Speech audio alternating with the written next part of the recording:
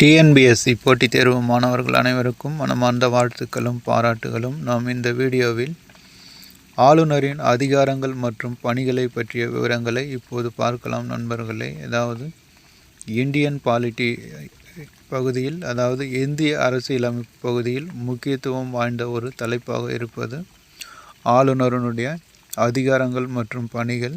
இதை பற்றிய முழுமையான விவரங்களை இப்போது பார்க்கலாம். அதாவது ஆளுநருடைய நிர்வாக அதிகாரங்களை பற்றி இப்போது பார்க்கலாம். ஆளுநர் மாநில அரசின் நிர்வாக தலைவராக இருக்கிறார். ஆளுநர் நிர்வாக அதிகாரங்களை நேரடியாகவோ அல்லது அவருக்கு கீழ் உள்ளவர்களாலேயோ செயல்படுத்துகிறார். அதாவது ஆர்டிகல் 154வது உறுப்பின்படி, அதாவது 154 படி ஆளுநர் நேரடியாகவோ அல்லது அவர் கீழ் உள்ள அதிகாரிகள் மூலமாகவோ செயல்படுத்துகிறார். அனைத்து நிர்வாக செயல்பாடுகளும் அவருடைய பெயரில் நடத்தப்படுகின்றன. மாநில பட்டியலில் குறிப்பிடப்பட்டுள்ள அனைத்திலும் ஆளுநருக்கு அதிகாரம் உண்டு. சட்டமன்றத்தில் பெரும்பான்மை கட்சியின் தலைவரை முதலமைச்சராக ஆளுநர் நியமிக்கிறார். முதலமைச்சரின் ஆலோசனைப்படி பிற அமைச்சர்களை அவர் நியமிக்கிறார். முதலமைச்சர் விரும்பும் வரையில் மட்டுமே அமைச்சர்கள் அப்பதவியில் இருப்பர். ஏனெனில் முதலமைச்சரின் ஆலோசனைப்படிதான் ஆளுநர் செயல்படுகிறார். மாநில அரசின் தலைமை வழக்கறிஞர், மாநில பொதுப்பணி ஆணையத்தின் தலைவர் மற்றும் உறுப்பினர்களை ஆளுநர் நியமிக்கிறார். துணை சார்பு நீதிமன்றங்களின் நீதிபதிகளின் நியமனங்கள், பதவிகள், பதவி உயர்வு போன்றவற்றை ஆளுநர் தீர்மானிக்கிறார். மாநில நிர்வாகத்தை சீராக இயக்கும் பொறுப்பு ஆளுநருடையது. மாநில அரசமைப்பு இயந்திரம் நிலைகுலைந்து விட்டாலோ அல்லது மாநில நிர்வாகம் அரசமைப்பின் விதிமுறைகளுக்கு இணக்கமாக செயல்படவிட்டாலோ அரசமைப்பு விதிகளின்படி அரசமைப்பு அவசர நிலையை பிரகடனப்படுத்தி குடியரசுத் தலைவர் ஆட்சியை அமல்படுத்த முடியும். அதாவது ஆர்டிகல் 56 படி மாநிலத்தில் குடியரசுத் தலைவரை ஆட்சி அமைக்க பரிந்துரைக்க ஆளுநருக்கு அதிகாரம் உள்ளது.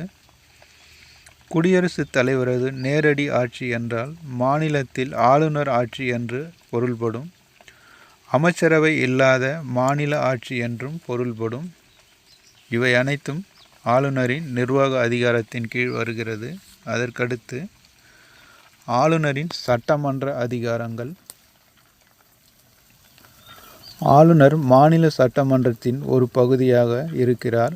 அதாவது ஆர்டிகல் 168 படி ஆளுநர் மாநில சட்டமன்றத்தின் ஒரு பகுதியாக இருக்கிறார்.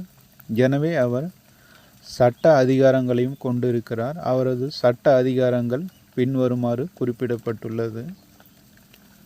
ஆளுநர் சட்டமன்றத்தை கூட்டவும், முடித்து வைக்கவும், ஒத்திவைக்கவும், சட்டமன்றத்தை கலைத்துவிடவும் அதிகாரம் படைத்திருக்கிறார்.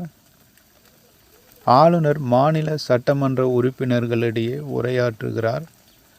ஆளுநரின் அனுமதியின்றி எந்த முன்வரைவும் சட்டமாக்க முடியாது.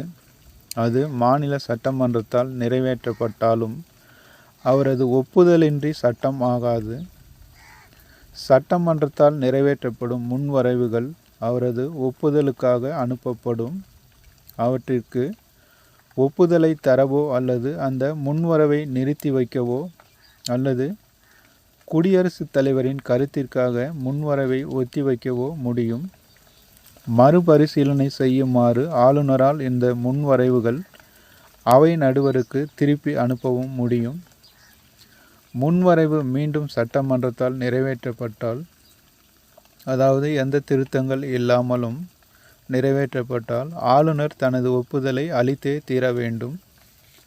அதற்கடுத்து ஆர்டிகல் 230, அதாவது 213 படி சட்டமன்றம் அமர்வில் இல்லாத காலங்களில் ஆளுநர் அவசர சட்டங்களை பிறப்பிக்கலாம்.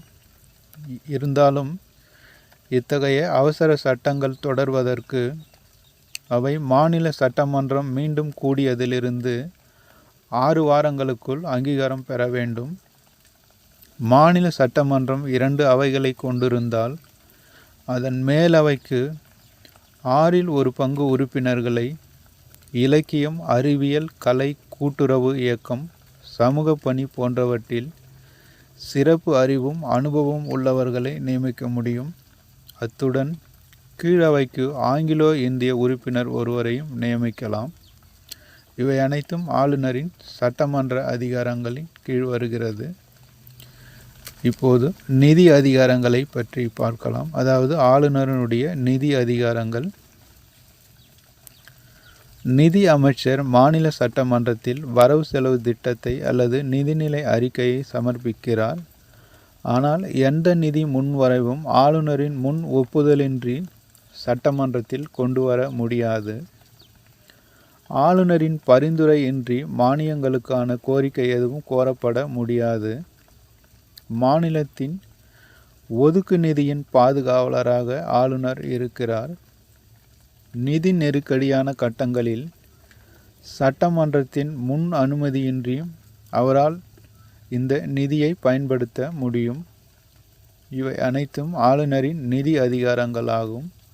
அதற்கடுத்து ஆளுநரின் நீதித்துறை அதிகாரங்கள். மாவட்ட நீதிமன்றங்கள் மற்றும் மாவட்ட கிளை நீதிமன்றங்கள் உள்ளிட்ட சார்பு நீதிமன்றங்களின் பதவிகள், நியமனங்கள், பதவி உயர்வுகள் போன்றவற்றை தீர்மானிக்கிறார். உயர் நீதிமன்றத்தின் நீதிபதிகள் நியமனம் செய்யும்போது அவர் இந்தியாவின் குடியரசுத் தலைவரால் கலந்து ஆலோசிக்கப்படுகிறார். அதற்கடுத்து மாநில அரசின் அதிகார வரம்பைக்கு உட்பட்ட வழக்குகளில் தண்டிக்கத்தக்கவர்களின் குற்றம் சாட்டப்பட்ட எந்த ஒரு நபரின் தண்டனையை குறைப்பதற்கும், மன்னிப்பு வழங்குவதற்கும் அல்லது நிறுத்தி வைப்பதற்கும், தண்டனையிலிருந்து விலக்களிப்பதற்கும் ஆளுநருக்கு அதிகாரம் உண்டு. இவை ஆளுநரின் நீதி அதிகாரத்தின் கீழ் வருகிறது. அதற்கடுத்து ஆளுநருடைய விருப்ப அதிகாரங்கள். அதாவது ஆளுநருடைய தனிப்பட்ட விருப்ப அதிகாரங்கள். எந்த ஒரு கட்சி அல்லது தலைவர் சட்டமன்றத்தில் பெரும்பான்மை ஆதரவை பெறாத சூழ்நிலையில் ஒரு புதிய முதலமைச்சரை நியமிக்க ஆளுநருக்கு அதிகாரம் உண்டு. அவையின் பெரும்பான்மை ஆதரவை இழந்த போதும் அல்லது நம்பிக்கை வாக்கெடுப்பில் தோற்கடிக்கப்பட்ட பின்னரும் பதவி விலக மறுக்கும் நிலையில் அமைச்சரவையை பதவி நீக்கம் செய்ய முடியும். பெரும்பான்மை ஆதரவை இழந்த ஒரு முதலமைச்சரின் ஆலோசனையின் பேரில் சட்டசபையை கலைக்க முடியும். அரசமைப்பு இயந்திரம் சீர்குலைவது பற்றி குடியரசுத் தலைவருக்கு அறிக்கை அனுப்ப முடியும் மற்றும் குடியரசுத் தலைவர் ஆட்சியை மாநிலத்தில் செயல்படுத்த ஆளுநருக்கு அதிகாரம் உண்டு. சட்டமன்றத்தால் நிறைவேற்றப்பட்ட முன்வரைவுகளுக்கு ஒப்புதல் அளித்தல் போன்றவை ஆளுநரின் தனிப்பட்ட விருப்ப அதிகாரத்தின் கீழ் வருகிறது.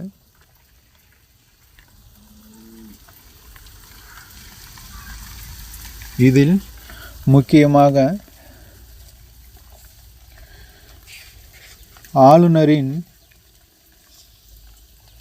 சட்டம் 213 கீழ் சட்டமன்றம் அமர்வில் இல்லாத காலங்களில் ஆளுநர் அவசரமான சட்டங்களை பிறப்பிக்கலாம். அதாவது ஆர்டிகிள் 213 213 படி ஒரு மாநிலத்தில் சட்டமன்றம் செயல்பாட்டில் இல்லாத போது அல்லது அமர்வில் இல்லாத காலங்களில் ஆளுநர் அவசர சட்டங்களை பிறப்பிக்க முடியும்.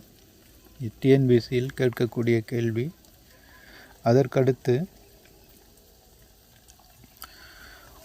அரசமைப்பு விதி அதாவது 356 படி குடியரசுத் தலைவர் ஆட்சியை ஒரு மாநிலத்தில் செயல்படுத்துவதற்காக குடியரசுத் தலைவருக்கு ஆளுநர் பரிந்துரைக்க முடியும். அதுபோக ஆர்டிகிள் 154 படி ஒரு மாநிலத்தில் உள்ள ஆட்சி அதிகாரத்தை ஆளுநர் நேரடியாகவோ அல்லது அதற்கு கீழ் உள்ள அதிகாரிகள் மூலமோ செயல்படுத்த முடியும். அதுபோக விருப்ப அதிகாரத்தின் அடிப்படையில் ஒரு பெரும்பான்மை ஆதரவை பெறாத எந்த ஒரு கட்சியிலிருந்தும் ஒரு முதலமைச்சரை அவர் நியமிக்கலாம், அல்லது ஒரு பெரும்பான்மை பலம் இல்லாத போது அந்த சட்டமன்றத்தின் ஆட்சியை கலைக்கலாம். இவையெல்லாம் ஆளுநருக்கு வழங்கப்பட்ட ஒரு சிறப்பு அதிகாரத்தின் கீழ் வருகிறது. இதற்கடுத்து ஒரு மாநிலத்தில் ஆளுநருடைய அதிகாரத்தை பற்றிய முழுமையான விவரங்களை இப்போது பார்த்திருக்கிறோம். அடுத்து வரும் வீடியோவில் அடுத்து ஒரு முக்கியமான தலைப்பை பற்றி பார்க்கலாம். நீங்கள் அனைவரும் போட்டித் தேர்வில் வெற்றி பெற்று அரசாங்க அதிகாரியாக வேண்டும் என்று மனமாற வாழ்த்துகிறேன் நண்பர்களே. அடுத்து வரும் வீடியோவில் சந்திக்கலாம். நன்றி நண்பர்களே.